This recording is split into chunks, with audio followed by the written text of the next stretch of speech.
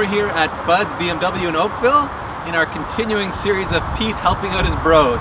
This is his middle brother's 535i, and we're going to see if we can make some extra jam with a Dinan Performance Stage 1 reflash. Plus we've got some Dinan wheels and tires going on there, just because we want to give it some bling.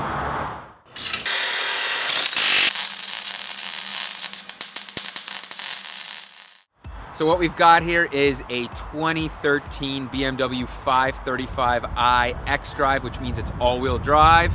It's an M Sport package, so it doesn't actually have any engine performance upgrades, but it's got cosmetic M5 bumpers, some nicer wheels, some interior package stuff that's all M Sportish. But otherwise, it's 300 horsepower, 300 foot-pounds of torque, and we're gonna put the Dinantronics unit ECU flash upgrade on, which I think is supposed to be rated to 360 horsepower and 394 foot-pounds of torque.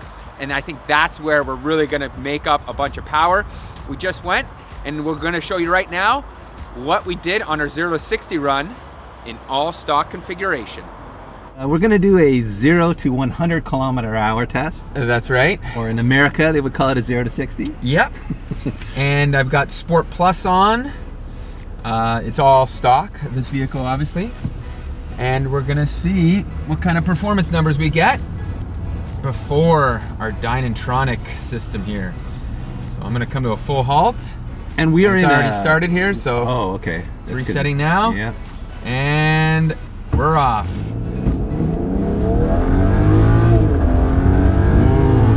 It's okay, it picks up well. 6.59 seconds is what we got on that run. And the cameras are going flying in the back.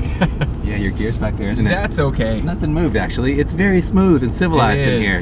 And not terribly fast. 6.5 seconds is kind of eh. Well, it's 300 horsepower. The issue, though, is it's all-wheel drive. So it's a heavy car in that sense. And the automatic is smooth shifting. But it is, yeah.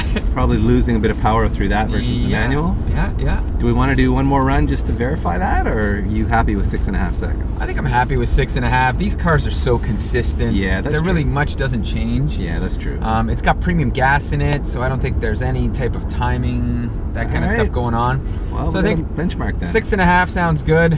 I don't want to take my chance of doing another run. It is a 100 zone, Peter, so you know. It is, so yeah, but you know, we'll leave it at that. All right, 6.59 seconds. All right, and we'll get back to you with the new numbers once we get the system installed. We'd do a quarter-mile run, but that would get us arrested, so... Yeah, we're not gonna do that. Maybe we'll get to the dyno later. That's right, we're hoping to get to the dyno, so we can actually show real numbers. All right, let's have at it.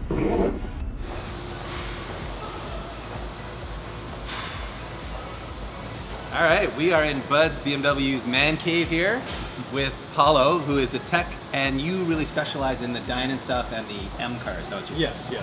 For the last few years, that's what I've been focusing on, and you know, we're pretty busy here. We do a lot of it. So, yeah, well, this M3 here is rather sexy, but we won't talk about that. We're here to talk about... It's actually an M4, but... Oh, sorry, an M4, that's right. Dave doesn't know his BMWs very well. They changed the name, so that's not your fault. 2 doors, 4 doors, whatever. Yeah. So typically, as you guys know, we like to do installs ourselves, but with a newer car like this, where we don't want to ruin the warranty, basically, we thought, let's bring it to the pros. So that's why we're here with Paulo. He knows what he's doing, and he's going to walk us through the install, which starts where? The install starts, well, right here. We're going to start with disconnecting the battery first. Yeah. Before we touch anything, because we don't want to have the risk of shorting anything out with the computer, which can get pretty expensive. If you make a mistake, or you don't want to disconnect something improperly, and then you can stick your finger in there and resist electrostatic discharge, anything like that, right? You don't want to worry about that kind of stuff, right? So we'll start with disconnecting the battery. We need to take a few pieces of trim off on the left and right side of the engine bay. And then other than that, we'll go through it step by step. Okay. So let's get down to business. But first, why don't we talk about why the Dinantronics unit is such a good unit to be putting on this vehicle? That is a good question, and I think Paulo's better at explaining it than I am, because he's done them before. Really, I mean, the biggest difference that you're going to find here is you have a whole harness that works seamlessly with the DME. Because you said it on other models, other tuners that do this, they simply change interrupt it into the a map that's signal right. pretty They much. change Yeah. the boost. They Yeah. fool the computer. Yes. Yeah, and And Dinan doesn't do that to a No. certain extent. To a certain extent, exactly. Now they still need to manipulate a map sensor signal and a mass airflow signal, but the difference is it's not just interrupting that signal and waiting for the DME or the engine computer to catch back up, just using the knock sensor. Right. It's fully integrated. We're going to be plugging directly right into the ECU of the vehicle, and you can see how many pins we have here. Yeah, it's we're a not serious just dealing harness. with 2 or 3 pins. They're dual connectors. So really, this computer, it can read any signal off the engine, just as if the factory computer would. So you're going to get full AFR control, full timing control, full knock control, and everything that you need to make the car drivable. Right. And it's going to drive like a factory car, and that's We the like biggest. that. That's Yeah. the biggest difference with the Dinan product is the drivability of it. If you're cruising along down the road, you'll never know that it was even in there until you Yeah. put your foot down. Yeah. And even then, it'll be perfectly smooth. Yeah. And you won't run into any issues. And it comes pre-programmed. This will be pre-programmed. So Right. if you order it to yourself, it will have the software in there already released, Right. because it'll know what basically it's going into. Right. Every vehicle, no matter whether it's a 6-cylinder or an 8-cylinder, will have the same ECU. Right. Just the software in it will be different. Right. And if we have a V8, we'll have two ECUs actually. So one in each bay? we'll need a twin harness. Wow, But okay. it's still integrated, linked together, Okay. talking to the same Dinantronics ECU, Right. and then linked into both of the ECUs. So Amazing. basically same sort of function there. So perfect. It's like- Let's get down to installing this thing. All right. Look at the size of that battery. That's the most. It's fairly large. So all we'll have to do is, wires I've ever seen go to a battery in my life. yeah, there is a pretty big power distribution box. It's not just the car gets power; it's integrated into this box and goes all sorts of ways. I'm used to our crappy F2000, which has exactly 2 wires. Yeah, yeah. And a lot of them you find they're really tiny, right? Yeah, These are always these are pretty thick serious. gauge. So all we'll have to do is disconnect the ground, so that'll be fine, and then we can go ahead and start the install. Great. We're going to need to slide the Dinan harness in through the rad support. Okay. So we'll need to just create some room to get the harness through there properly. So we'll get access to our ECU. We'll have the three plugs on the factory ECU. The first connector, we're going to leave it where it is. The Dinan D-Tronics unit will not be connecting into this part of the ECU, but we do need to remove it in order to get the other 2 connectors out. So we'll have all 3 connectors out, and then we'll start plugging in the Dinan D-Tronics unit. Perfect. Wow, those are identical. Virtually identical. Yeah, they really are. The locks, and because this side we only have roughly half the amount of pins as a normal connector, but even just the way that it's tie strapped. Yeah, I mean It's they've actually virtually- wrapped it more like a virtually identical. motorsports grade harness, haven't they? Yeah, Even exactly. the sheathing on it is like a high quality sheathing. Yep, or this and is more of a it's typical- actually higher quality than what's on the car. It is, yeah. That's So impressive. this is a standard just plastic tube, where this is a nice, Yeah. a really nice unit, and it's heat shrinked onto here, so it's beautifully done. a really nice piece. Yep. Who would have thought you'd be unplugging an ECU under an intake manifold, huh? It still weirds me out. I mean, I get that it's a pain to run the wiring through the dash to an interior mounted ECU. Yeah. It uses up a bit of interior space too, I suppose. Yes. And But it I does think protect- the biggest thing, probably why they went to this, is just because they found the processors are so much stronger now in these newer ECUs that they probably get too hot. They would get too hot, so they needed a way to cool them down. Yeah. So some of the ECUs are cooled with their own dedicated coolant circuit. Yeah. A low temperature coolant circuit. Yeah. Whereas this, the airflow passing by it is enough to keep this temperature down. Right. So putting where it inside or up in the cowl, it would get too hot. They had originally they were mounted there just by themselves, and then they integrated a fan into the box Yeah, I was gonna say. to actually try to help Computer keep it fan, cool. yeah, Exactly, yeah. the computer fan. Yeah. But it still wasn't enough flow. Even though there's a fan in there, there's nowhere really for it to vent because it had to be sealed. Wow. So even though you're blowing air in there, it's not actually bringing any air through. It's crazy that they're using that much power that they're getting hot like that. Exactly. Yeah. No. There's a lot of computers doing a lot more things than Yeah. let's say it would 10 or 15 Certainly years is. ago, and a lot faster. Our VTech tuning tools of 1999 are no longer relevant. So that's the Dinan connector. Yep, the Dinan connector and harness. We're going to go ahead and connect it to the factory ECU. Get her in there.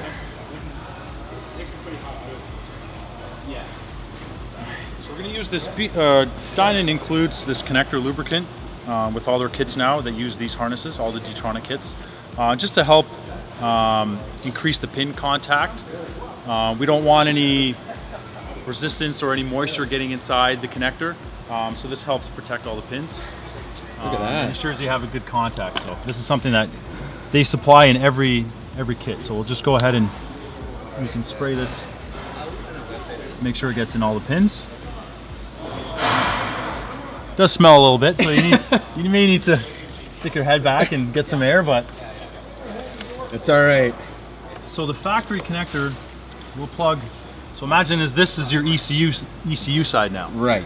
So the factory, all the factory components and sensors are going to be, all the signals are going to be back into this harness, and then can transmit it right back to the DME. Right.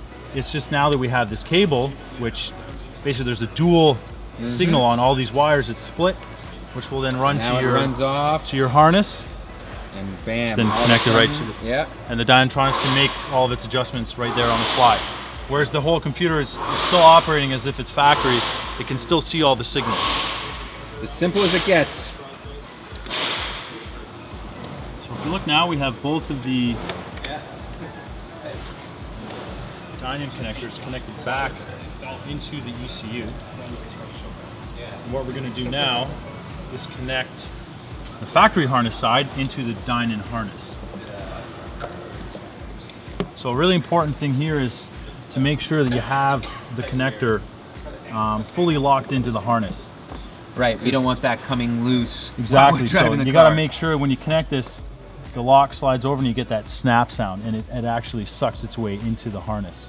Because you can fold this, go ahead and close it, and you think it's actually connected, but it's not locked all the way down. So as you're pushing down on that lock, you make sure that it draws itself in. You get that audible snap noise, and then you know it's connected properly. There we go. It's plugged in. Just got to put a couple zip ties on there, right? Yep. We'll route the harness along the body. Slip it underneath here, just have a few screws to remove. And then we'll get our power supply right from the jump start point in the engine bay. All right, so this just gets duct taped on there then, right? Is that how it goes? No, definitely no duct tape. So we have some Velcro that we use. Actually, they're connected to the vehicle. And it sits right on the front of the cross member? Yeah, right on the radiator support. So we'll make sure to clean it down. It'll sit right on the rad support. So you know it is out there in the open. It's a showpiece there, isn't it? It'll sit basically just like this. Wow. Yeah. Okay. And you know what's going to happen? All our YouTube fans are going to be like, that makes no sense. Why are you putting an ECU front and center where it can get damaged? But the Dinan engineers have thought of that as well, have they not? Yes. They used to be located down beside the hood struts, but what they found is a lot of moisture, especially depending on where you live, especially if there's a lot of snow. It is a sealed unit, but over time, moisture and salt and that kind of stuff has its way of working its way into anything, really, right? All we know about that. So the most reliable spot that they found that was both the driest, maybe not too hot. Just the safest location to put it. And if you want it to work on the vehicle, and you need to remove something or you're leaning over the car, it's just two connectors. You'll have Velcro on the bottom. Pop it and off. it'll come right off. Awesome. This is full plug and play. Yeah. True plug and play. That's nice. So you don't have to splice into anything. No, exactly. Yeah. We're used to buying second-hand tuner cars that have been hacked to pieces. So we're Not factory mint vehicles. Exactly. So yeah, it definitely is a different story when let's say a customer is leasing a car for only a few years and then buys the Dinantronics unit and wants to put in his new car. Well, you can take it out, Swap it over, swap it over, put it in your new vehicle, and then you don't have to worry about damaging the first car that you put it in. Just kind of plug everything back in, and there is no software that you have to worry about. Okay. The factory software. Right. Whereas let's say if you have just a ECU that's flashed through the OBD port, if you were to say go to the dealer and they reprogram that car, with like a lot of these BMWs need software updates quite often. You lose your tune. You lose the tune, then you always have to go back to the, and get your tune put back in. But the nice thing about the Dinantronics is you can go back to a dealership and we can program the car and it won't affect the Dinan Dinantronics. Right. Because you have this harness on there. Yep. That all the information can be loaded right into the ECU with no problem. Right. So you don't have to worry about that at all. That's impressive. And did we mention warranty? This car is going to be under full factory warranty. Yeah, it does kind of blow my mind that you can add 100 foot-pounds of torque and still have warranty. Yeah. They fully match the BMW warranty, which is 4 years, 80,000 kilometers, whichever comes first, which is the same warranty that BMW offers. So you don't have to worry about it. And more importantly, we're not voiding the BMW warranty, or are we? No. I don't think we are. We are installing it here in the dealer, so we know what's going on with it. Right. We know the product. We've been working with Dinan for, Brent, my shop foreman, has been working with Dinan for a really, really long time. Yeah. And Budds BMW, we've installed lots and lots of Dinan kits over the years. And if there just so happened to be an issue, we're going to take care of it. Right. And Dinan will always take care of it, and they back their product 100%. There's the double-sided tape. Now this is Velcro. So if you needed to take this control unit off, if you're working on the car, let's say, you don't want to lean on it, or say you want to power wash your engine bay. You can just take it off, pull it off, Velcro back on, and you're back in business. And you can disconnect this, connect it back. You're not going to have to worry about having to reprogram or lose a file or anything like that. It's just straight plug and play. Now, if this was Peter doing it, he'd be measuring from a point to another point, so it's exactly center. No, I'm not that anal. I'm looking right in here. The OCD level going on over there is impressive. That does look very well centered, though. Here we go. Look at that. The way those connectors work, too, the way they rotate in like that. Yeah, it's really nice. So those are nice and locked in place. So this is right where the Dinan unit gets its power from, right from your boost point. It's the easiest way to get power without having to worry about splicing into a power supply or it seems like it. Adding a fuse somewhere or anything like that. So it's literally just unscrew the nut, attach the power, tighten it back up. And then we'll just coil all the extra wiring up, and bam, look at that. Add a few ties, put the trim back on. She'll be back together in no time. Yep, we're all connected. Our install is almost complete. Everything electrically is connected. And this Dinan Dinantronics unit is pre-programmed, so we're just going to connect the battery, turn the ignition on. We should get a blue light on the control unit. That lets you know that the control unit is active. And then we're going to register it to the owner, and it should be ready to go. Sweet. Put a few pieces of trim back on, and you guys will be ready to take it for a drive. All right. That's my kind of install, ADP? Yeah, painless. My favorite part was not doing any work and just getting to make fun of Paulo and his use of, Velcro. But man, yeah, that was less than an hour, I would say, wasn't it? Oh, look at that. The light is on. We've got our install complete. And that unit's looking mighty fine where it is. Oh wait, there's more. There's wheels and tires over there, Pete. We gotta show them the wheels and tires. Yeah, Let's we've go got show a them quick off. little surprise. They're pretty sexy looking. They're gonna look great on the white car, I think, because they have this nice, what would you call that, a matte black finish? I think so. It's almost like a satin finish. Satin, yeah, that's a good way to describe it, but it's, man, I really like the detail in it. I don't know anything about them other than they're sold by Dinan and they're 20 inches, 20 by 9.5 inches. 9 spokes. I think I counted right. 2, 4, 6, 8, 10 spokes. I counted wrong the first time. And we wrapped them in Continental ExtremeContact DWS's, which is a very nice high-performance all-season tire. The S in DWS stands for snow, so they're actually good in the snow. I tested a set of these on my G35 and they actually work extremely well in the snow. So this should really work exceptionally well on an all-wheel drive car like this. We're gonna bolt these puppies on and go for a rip. Is that gonna change our 0 to 60 time though, Pete? We're gonna have more grip. Yeah, We're I don't know. cheating. I don't know if we're gonna have more grip. It may change the weight factor, but It's true. we're okay with that. Yeah, we'll take the advantage. 100 foot-pounds is 100 foot-pounds. Yeah, exactly. We're in the final stages here. We're bolting the wheels on, then we can drop this thing down. See what it looks like. What's the torque spec on that? We go up to 110 foot-pounds. Even the sound of the click on a snap-on park wrench is different than all the other park wrenches. Hated that, the truth. The click of quality right there. Yeah. Satisfying click, yes. It is. So that wraps up the install of all our Dinan goodies. Paulo, thank you. I'd give you a high five, but I don't think I can reach that high. For anyone in the area, please come check out Budds BMW, buddsperformance.com. They do great work here. Really impressed by their space. Paulo does amazing work. So we're going to go do that 0 to 60 test now and see if we go a little faster. All right, buddy. It's the moment of truth here. We're back. Are you in Sport Plus mode? I am in Sport Plus mode, yes. We should say as a disclaimer though, that the car is very conservative, right? Paulo told us that the tune isn't gonna come up to full spec right away until you know 300 kilometers. So this is probably gonna be a conservative run. Yep. But we're just gonna test it. This isn't very scientific for the most part. We'll do the real science on the dyno. Yeah, we're hoping to take this thing to the dyno. But this is a fun excuse to rip on it and see if it'll go a little faster. 0 to 60, or sorry, 0 to 100. We're in Canada, we gotta say 0 to 100. Sure. My years of writing for American magazines has trained me to say 0 to 60. All right, so we'll just make sure there are no